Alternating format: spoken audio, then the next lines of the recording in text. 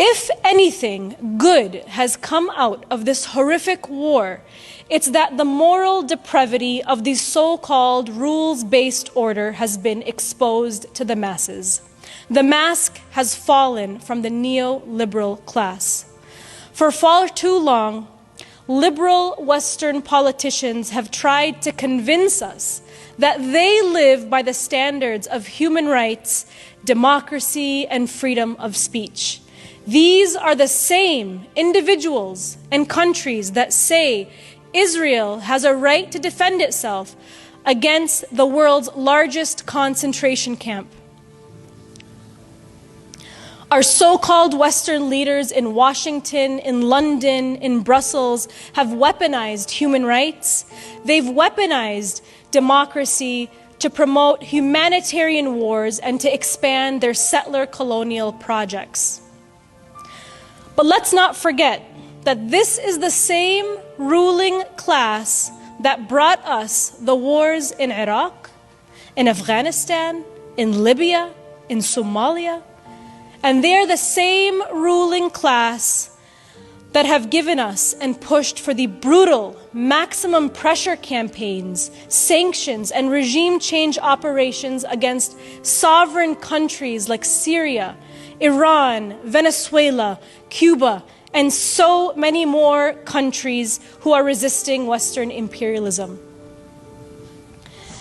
Israel's war in Gaza is just an outward and blatant expression and representation of what the neoliberal class represent. A bloodthirst for war that fuels the military-industrial complex. Lockheed Martin and Raytheon, two weapons manufacturers, applaud this genocide.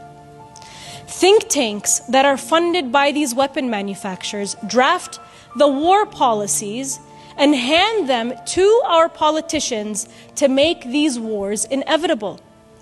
We see dead children. They see their stock prices go up.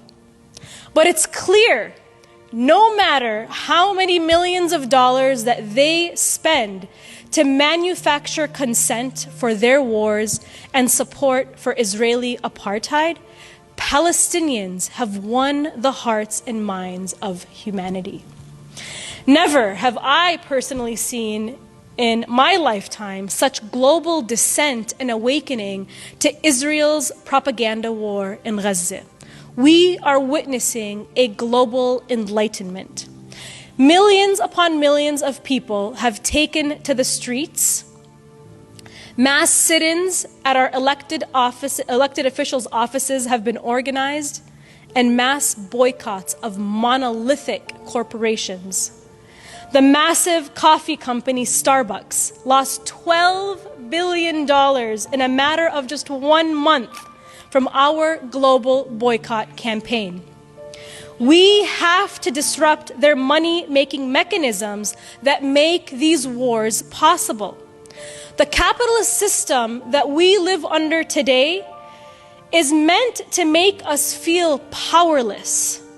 But we have the power in our hands to disrupt their money-making mechanisms and stop this war. And guess what?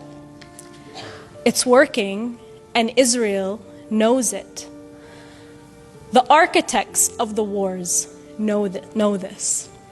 And that's why today, Israel is spending literally millions of dollars on propaganda, on an information war, to manufacture consent.